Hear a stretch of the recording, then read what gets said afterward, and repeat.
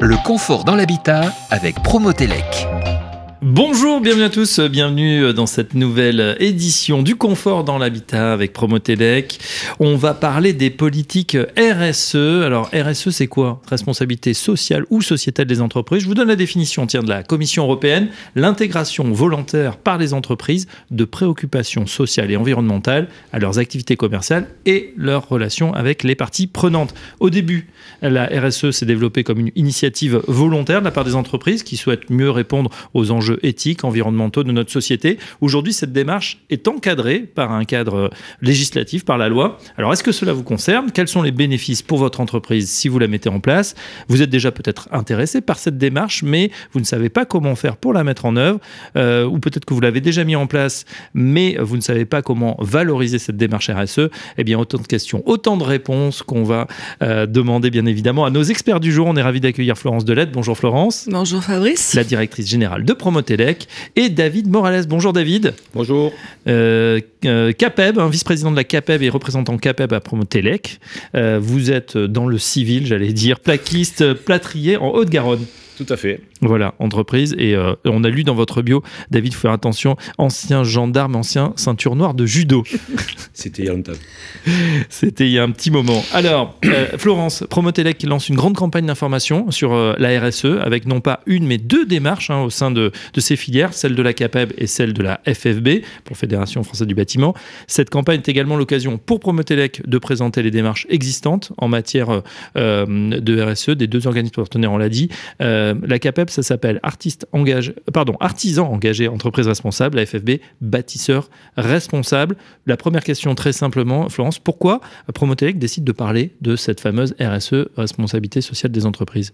Parce que c'est un sujet important, et puis parce que Promotelec, depuis plus de 60 ans, conseille, informe les professionnels, alors certainement plutôt diriger les moyens professionnels et les petits professionnels, mais sur l'actualité, sur la réglementation, sur les bonnes pratiques. Et donc on a notre site pour ça et on communique avec eux, et on a décidé de participer à cette démarche RSE, aussi bien d'ailleurs à l'interne de Promotelec, mais également auprès des professionnels, ceux qui ne connaissent pas, qui en ont entendu parler, et donc faire le point sur ce sujet qui leur permettra de gagner à la fois en compétitivité, en notoriété aussi, et c'est bien pour leur business. Et vous dites aussi Promotelec engagé dans cette démarche, ça fait longtemps? Non, c'est récent. Alors parfois on fait de la RSE sans un peu comme Monsieur Jourdain, mais oui, on en fait. Mais cette année, j'ai développé une démarche à l'interne, et donc on va aussi mettre Promotelec engagé dans la RSE.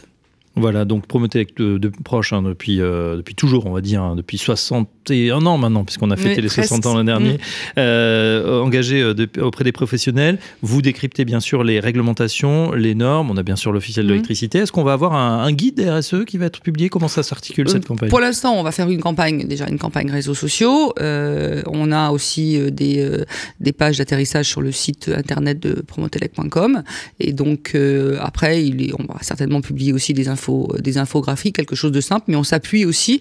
Le but, ce n'est pas une démarche RSE Promotelec, c'est une démarche, c'est de sensibiliser les professionnels sur cette démarche avec, vous l'avez évoqué tout à l'heure, la FFB est déjà engagée, la CAPEB a déjà sa propre démarche. On est aussi avec d'autres engagés dans les démarches RSE, que ce soit la FIFIE, que ce soit Sinov, que ce soit Qualifelec, que ce soit Coedis, le CERS et bien évidemment FASE, qui est un organisme entre Promotelec et Consuel. Et donc, ces démarches existent. Donc, il ne s'agit pas d'en créer une, il s'agit de sensibiliser et puis de tirer profit de ce qui existe déjà, non pas pour faire une usine à gaz, mais pour pouvoir au moins avoir des éléments de base dans le quotidien pour pouvoir répondre, par exemple, à des appels d'offres où souvent on demande à ce que l'installateur professionnel ait une démarche RSE et il ne sait pas par quoi commencer, il ne sait pas où s'adresser, il ne sait pas comment, il ne sait pas ce que c'est. Même s'il en fait certainement, mais il ne sait pas ce que c'est pas cadré, pas réglé. Très bien, alors on va s'intéresser dans quelques instants aux aspects pratiques, les modalités de cette campagne. On va poser la question, tiens, à David Morales, à la CAPEB, pourquoi vous attachez tant d'importance à la RSE? À la CAPEB, on est des citoyens, et je pense que tout ce qui est en train de se passer autour de nous, la transition écologique, le développement durable, toutes ces choses-là, les artisans et les entreprises commencent à aller vers des façons de faire beaucoup plus naturelles. Ça devient naturel. La problématique, c'est que on ne sait pas trop où on en est, on en a entendu parler, la RSE, il paraît qu'on en fait.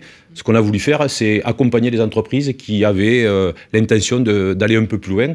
Alors, dans un cadre, finalement, quelque chose d'assez... On a construit un cadre, on a construit un questionnaire, tout simplement, pour les artisans. On va sur le site, on répond aux questions. Dans les 3 piliers, le social, l'environnemental et l'économique. Et on essaye de se tester, on répond, on met une croix, je suis bon, je suis mauvais, je le fais pas. Et à la sortie, on a un petit diagnostic et on sait où on se situe pour la RSE. Oui. Et derrière, on peut avoir aussi une analyse de ce qu'on a répondu et des objectifs, mais ce n'est pas des objectifs obligatoires ni quoi que ce soit. C'est pour savoir où on en est. Se jauger finalement. On se jauge, on sait où on en est, on sait où on peut aller. J'ai une question plus précise. Dans vos métiers, les artisans CAPEB, est-ce que vous, aujourd'hui, vous pouvez perdre des marchés par rapport à une entreprise de clients qui nous dit bah non, vous n'êtes pas assez RSE? Je vous ai parlé des citoyennes. Il y a des citoyennes de plus en plus engagées sur l'écologie, sur la rénovation énergétique. Et pour eux, c'est important. Et avoir en face de vous une entreprise qui ne vous parle pas de ce genre de démarche et avoir une entreprise qui vous parle de ce genre de démarche, ça amène beaucoup de choses à celui qui a la démarche et qui peut en parler. Et derrière, c'est pas simplement vouloir se vendre, mais c'est aussi montrer qu'on est du monde d'aujourd'hui et on fait des choses pour améliorer les performances de la nature, oui, les performances de l'entreprise et la performance en tant que relation humaine avec nos salariés et nos clients.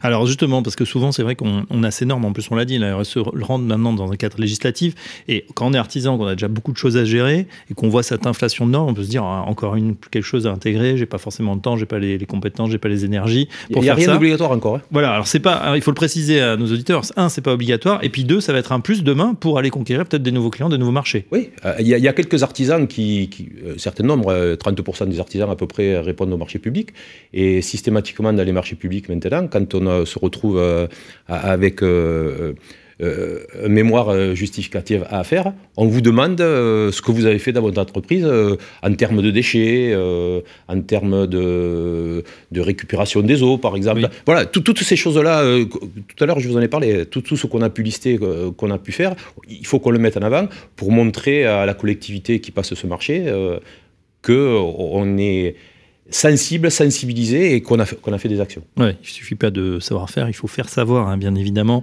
aussi à ses clients, à son environnement. La CAPEB a donc mis en place la démarche artisan engagé, entreprise responsable. David Morales, en quelques mots, ça consiste en quoi? Je suis électricien. Je presque ici, sur ce plateau, je prends le bon métier. Je suis électricien et depuis 20 ans, j'ai des salariés, je tourne avec mon entreprise et je fais des choses. Tout à l'heure, vous avez dit, je fais des choses sans le savoir. Je ne sais même pas que c'est RSE. J'ai par exemple, au niveau économique, un super logiciel d'un de mes fournisseurs qui me permet de mieux gérer, de proposer aux clients à la sortie du devis un plan avec l'emplacement des prises, etc. Au niveau technique, je suis bon. Bon, mais je sais pas que ça peut rentrer dans une démarche RSE. Ah bon, ça peut? Oui, ça peut. Donc c'est quelque chose de très technique. Mais quand on parle du trépied, quand je vous ai parlé de l'économie, du social et de l'environnement, techniquement, l'économie, ça vous permet, quand vous avez ce logiciel de devis, d'être plus performant et d'amener un plus à votre entreprise. Si le deuxième pilier, cette entreprise... elle fait trier à ses salariés les déchets à la sortie du chantier, que derrière, il y a un recyclage, que c'est mis en avant. Ça se fait naturellement, mais ça fait partie aussi de la démarche RSE. Et quand on analyse tout ça, toutes ces choses-là, à la sortie, on se rend compte qu'on fait de la RSE et qu'on est dans le bon cheminement. Maintenant, si on se rend compte qu'on a oublié, je ne sais pas moi, on a oublié de... Qu'est-ce que je peux prendre comme exemple bien recyclé. De bien recyclé. On l'a fait. Par exemple, on a oublié de faire... parce que dans les petites entreprises, ça ne se fait pas trop. On a oublié de faire l'entretien annuel personnalisé, par exemple. Mais on se rend compte que dans cette démarche personnalisée, au niveau social, on a un petit manque. Et avec l'application qu'on a mis à disposition, on se rend compte que ça, on l'a oublié et que peut-être qu'il faudrait le faire. D'accord, donc l'application, très pratiquement, va permettre de jauger Voilà, un petit on peu. se jauge, on dit, bien. voilà, socialement, je fais pas ce genre de choses. Normalement, il faudrait le faire, ça serait bien de le faire. Voilà. Et selon l'axe choisi, qu'il soit économique, qu'il soit environnemental ou qu'il soit social, en fait. Voilà, les 3 piliers ESG. Quelles sont les entités, Florence, qui vont soutenir la campagne RSE que vous menez? On a, au sein du conseil d'administration, on a un collectif qui s'est rassemblé et qui comprend Phase. Donc Phase est une émanation sur la sécurité électrique entre Consuel et Promotelec. On a aussi la FFIE, on a Coedis, on a le CERS, on a Qualifelec aussi, notamment pour la formation. On a bien évidemment la FFB et la CAPEB qui ont des démarches bien ancrées. Très bien. Le mode de diffusion de cette campagne, ça va se faire sur quel support ? Principalement sur les réseaux sociaux. Je n'exclus pas non plus de faire quelques émissions de radio pour pouvoir aussi communiquer. Et puis le site internet de Promotelec qui bien évidemment renverra et expliquera un peu plus en détail la démarche et qui renverra aussi sur les démarches existantes, celles de la CAPEB et celles de la FFB. Il y a quelque chose dont on n'a pas encore parlé, c'est aussi l'attractivité, notamment, on sait que dans ces métiers, c'est souvent compliqué aujourd'hui d'attirer de la main-d'œuvre, les jeunes. Est-ce que cette démarche, elle permet, cette démarche RSE, on sait que les jeunes aussi sont sensibles à sauvegarde de la planète, etc., on va peut-être plus que leurs aînés, est-ce que ça permet d'attirer en plus des talents quand on est estampillé comme ça RSE ? Je pense que oui, on espère que oui, autant d'un côté que de l'autre, à la CAPEB et à la FED. On met tout en œuvre pour attirer et pour montrer une image positive de nos métiers. Et cette façon de travailler sur la RSE, c'est aussi une image de nos métiers. Et tout à l'heure, quand je vous parlais de cet électricien, là, je pensais à un électricien qui a aménagé une pièce pour ses salariés, quand entre midi et 2, ils peuvent venir manger, qui est chauffé avec un baby-foot, qui peut faire des choses. C'est ça aussi qui attire. Comment je suis reçu, comment je suis perçu dans mon entreprise et comment je dois me comporter avec mes clients. Toutes ces choses-là, c'est important. Et je pense qu'il faut qu'on le montre aux jeunes, il faut qu'on les attire avec ce genre de pratique aussi. Il y a un baby-foot, David Morales, dans l'entreprise familiale. Tout à fait. Ça joue entre midi et 2. Il y en a qui jouent, et il y en a même le vendredi, parce qu'on ne travaille pas le vendredi après-midi, qui prolonge. À une certaine époque, il y en a certains qui prenaient l'apéritif, maintenant ils jouent au baby-foot. Bon, bah c'est pas mal. Nous aussi, on a un baby-foot. Ah, bah vous aussi, ça va, vous vous débrouillez, Florence? Bon niveau?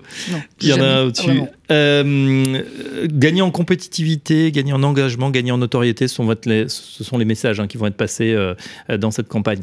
Oui, et puis comme vous dites aussi, le recrutement, attirer les jeunes on l'a vu aussi à travers d'enquêtes, à travers en plus ce qu'on lit aujourd'hui dans la société. Les jeunes sont de plus en plus engagés, sont plus sensibles aux notions environnementales, aussi à l'environnement du travail. Et donc, oui, en effet, c'est un plus pour gagner des marchés, mais c'est un plus aussi pour gagner en recrutement avec des gens qui sont particulièrement sensibilisés pour ce genre je dirais de sujet et qui n'iront pas travailler dans des entreprises qui ne répondent pas à ces critères, par exemple. Donc cette démarche RSE, on l'a compris, bon pour l'attractivité pour les clients, peut-être pour développer une certaine frange de la population qui veut justement ça, bon aussi pour les nouveaux collaborateurs de demain. Un petit mot aussi sur la campagne CAPEB, donc il y a un site internet carrément, artisans engagés. Tout à fait, il y a un site internet, on peut s'inscrire, on peut commencer à porter le questionnaire, à répondre au questionnaire. On peut s'arrêter, on peut y revenir. C'est quelque chose qu'on a voulu le plus attractif possible, le plus simple possible, parce que vous savez qu'on parle beaucoup de simplicité, donc on a essayé de pas faire de choses compliquées. C'est bien, parce que souvent quand on parle de simplification, ça devient encore plus compliqué. Donc là, vous avez fait simple. Le maître mot, c'est vous êtes obligé à rien. On ne vous oblige pas à faire quoi que ce soit, venez. Et ce n'est pas parce qu'on est une petite entreprise artisanale avec 1-2 salariés qu'on ne passe pas RSE, parce que la plupart du temps, c'est de la vraie RSE. c'est pas celle qu'on a inscrite, c'est pas celle qu'on montre comme certaines grosses entreprises. J'en ai après personne, hein, mais bon, il y en a beaucoup dans les entreprises que je peux rencontrer, les grosses entreprises qui nous disent que c'est du greenwashing. Exactement. Et nous, ce qu'on veut montrer, c'est que dans les petites entreprises aussi, on est capable de faire les choses, mais des choses vraies, comme on fait tout le temps. Voilà. Alors, on rappelle effectivement artisanengagé.capeb.fr. C'est très bien expliqué. Il y a une petite vidéo. Ensuite, questionnaire d'auto-évaluation. David Marolles, vous en avez parlé. Fiche d'action et puis plan d'action. Pas d'obligation, pas de certificat en sortie, personne qui va venir vous contrôler, pas de boulot en plus finalement. Pas de boulot en plus, mais je vous ai parlé des marchés publics. Pour les artisans qui font des marchés publics, des fois, quand on leur demande ce que je vous ai dit tout à l'heure, quelques notions et qu'on leur demande de présenter, il y a une fiche aussi dans ce site-là qui peut accompagner les entreprises qui sont dans les marchés publics à qui on demande quelque chose de particulier. Et oui, et ça peut faire donc la différence. Cette campagne, Florence Delette, pour la Promotelec, elle va durer toute l'année ?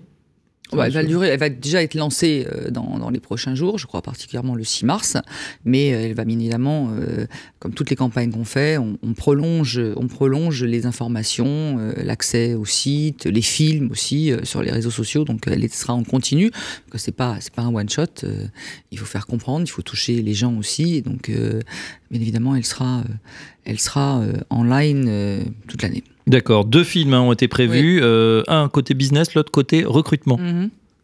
Oui, vous avez vu, c'est vous qui les avez tournés ? Oui, enfin tournés non, moi non, mais en tous les cas, oui, c'est les 2 axes aussi qu'on a donnés dans cette démarche, et il y en a d'autres aussi qui seront bien évidemment divulgués sur le site. Il faut préciser à tous nos auditeurs que cette démarche RSE, elle peut paraître comme une nouvelle contrainte, mais c'est là pour s'inscrire dans la durée, ça va rester, on a tout intérêt à prendre le virage dès maintenant. Oui, comme le disait David, c'est pas obligatoire. C'est obligatoire pour les grandes entreprises. Ça ne l'est pas pour les petites entreprises. Mais je le disais tout à l'heure, on le fait sans le savoir. Sauf que maintenant, c'est bien de mettre un cadre et pouvoir en parler, pour pouvoir dire, nous aussi, on n'est pas, on fait. Nous, on n'a pas été obligé de le faire, mais on le fait. Regardez, c'est important et les salariés sont contents et nos clients sont contents aussi. Donc, de le mettre en exergue, c'est bien aussi. Et puis d'adhérer à cette démarche aussi simple, comme le disait David. De faire des usines à gaz et donc je pense que c'est simple quelque chose et qui de fondamental. Peut rapporter gros en termes d'attractivité. David Morales, dernière question, est-ce que la CAPEB va traquer ou voir peut-être la progression d'entreprises, d'artisans qui se mettent sur la plateforme il y a des chiffres on va suivre. De toute façon, à partir du moment où on commence à faire du numérique, on peut faire de la data. Alors donc on essaye d'en faire un peu, mais l'objectif c'est pas faire de la data. L'objectif, on l'a fixé il y a pas un an, il y a 2 ou 3 ans, quand on a commencé à travailler là-dessus. Il est à long terme. Il faut y aller mollo. C'est pas parce qu'on est à l'heure du BIM et du numérique qu'il faut tout faire très très vite, parce qu'à force de faire vite, on finit par faire mal. Je pense que ce qui va être fait par Promotelec et la campagne qui va être faite, elle sera numérique. Donc elle va perdurer dans le temps. Et c'est le jour où dans 3 ans, un artisan se rendra compte enfin que ça existe à la RSE, parce que Promotelec en a parlé, parce qu'il est électricien, qu'il est proche de Promotelec. Voilà, il faut vraiment s'inscrire dans la durée, et Paris ne s'est pas fait en un jour. Et je pense que la RSE ne se fera pas en un jour non plus. Et voilà, la RSE ne se fera pas en un jour. En tout cas, bravo pour ceux qui sont déjà engagés. Bravo à tous ceux qui travaillent au quotidien, parce qu'ils font sûrement déjà un petit bout de RSE sans le savoir. Autant le mettre en forme et finalement en parler autour de soi pour les clients et pour les collaborateurs. On en a parlé. Merci en tout cas à vous deux. Florence Delette, merci, directrice générale de Promotelec. Merci David Morales d'être passé par notre micro, vice-président de la CAPEB, représentant CAPEB à Promotelec. On se retrouve très prochainement pour un nouveau numéro du Confort dans l'Habitat. Le Confort dans l'Habitat, retrouvez cette émission en podcast sur l'appli Radio Imo et sur le site promotelec.com.